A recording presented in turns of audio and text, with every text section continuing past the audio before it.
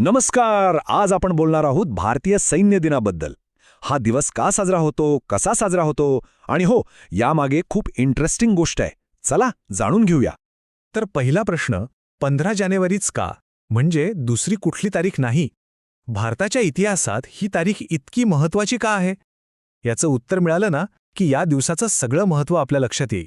तर याचं उत्तर शोधण्यासाठी आपल्याला थोडं इतिहासात मागे जावं लागेल. अगदी भारताला स्वातंत्र्य मिळालं त्या काळात, जेव्हा एक खूप मोठा एक ऐतिहासिक बदल घडत होता. चला पाहूया तो क्षण नेमका काय होता. तर गोष्ट आहे 15 जानेवारी 1949ची. याच दिवशी इतिहासात पहिल्यांदा असं घडलं की भारतीय सैन्याची संपूर्ण जबाबदारी, त्याची कमान एका ब्रिटिश अधिकाऱ्याच्या हातातून एका भारतीय अधिकाऱ्याच्या हाती आली. आणि ते होते जनरल के.एम. करियप्पा, आपले पहिले भारतीय कमांडर इन चीफ. आता हे फक्त एका पदाचं हस्तांतरण नव्हतं, तर ही होती राष्ट्रीय आत्मनिर्भरतेच्या दिशेने टाकलेली एक मोठी उडी. आणि म्हणूनच हा सैन्य दिन फक्त एक कॅलेंडरमधली तारीख नाहीये, तो त्या ऐतिहासिक क्षणाचा साक्षीदार आहे. स्वतंत्र भारताच्या स्वतंत्र लष्करी नेतृत्वाची ही सुरुवात होती. आपल्या सशस्त्र दलांचं खरोखरं भारतीकरण झालं, त्याचा हा दिवस प्रतीक आहे. बरं, तर हा झाला इतिहास. पण सैन्याचं महत्त्व फक्त त्या एका दिवसापुरतं किंवा इतिहासापुरतं नाहीये, बरोबर. आजच्या काळातही ते आपल्या राष्ट्राची ढाल बनून उभे आहेत. पण त्यांची ही भूमिका नेमकी आहे तरी कशी? चला हेच समजून घेऊया. आपल्याला वाटतं की सैन्याचं काम फक्त सीमेवर लढणं आहे, पण तसं नाहीये. त्यांची कर्तव्य खूप वेगवेगळ्या आघाड्यांवर आहेत. एका बाजूला ते आपल्या सीमांचं रक्षण करतात, दहशतवादाशी लढतात, तर दुसऱ्या बाजूला जेव्हा देशात पूर येतो, भूकंप होतो, तेव्हा आपल्याच माणसांच्या मदतीला धावून येतात. म्हणजे त्यांची भूमिका कितीतरी मोठी आणि बहुआयामी आहे. आणि हे सगळं करताना त्यांच्या मनात एकच ध्यास असतो, एकच तत्व असतं, एक ब्रीदवाक्य जे त्यांच्या रक्तातच भिनलेलं आहे. सर्व्हिस बिफोर सेल्फ, म्हणजे स्वतःच्या आधी देशसेवा. स्वतःच्या जीवनापेक्षाही देशाची सेवा मोठी.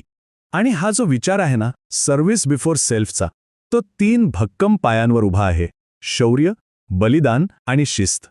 मग ते युद्धभूमीवर दाखवलेलं शौर्य असो किंवा रोजच्या जगण्यातली कठोर शिस्त असो, हीच मूल्य त्यांच्या प्रत्येक कृतीला दिशा देत असतात. तर मग सैनिक तर देशासाठी आपलं सर्वस्व पणाला लावतात, पण देश त्यांच्या या शौर्याचा, त्यांच्या या सेवेचा सन्मान कसा करतो?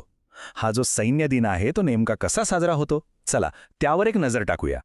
सैन्य दिनाचा सोहळा म्हणजे खरं तर एक पाहण्यासारखा प्रसंग असतो. देशभरात मोठ्या थाटामाटात साजरा होतो.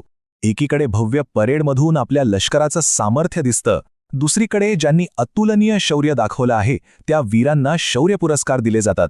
आणि सगळ्यात महत्त्वाचं, ज्यांनी देशासाठी आपलं बलिदान दिलंय त्या शहीदांना आदरांजली वाहिली जाते.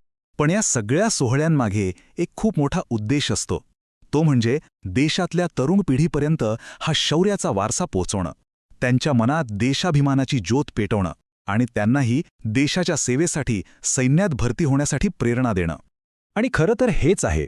आपण सगळे इथे शांतपणे, सुरक्षितपणे आपलं आयुष्य जगतो, कारण सीमेवर कोणीतरी आपलं कर्तव्य बजावत आहे.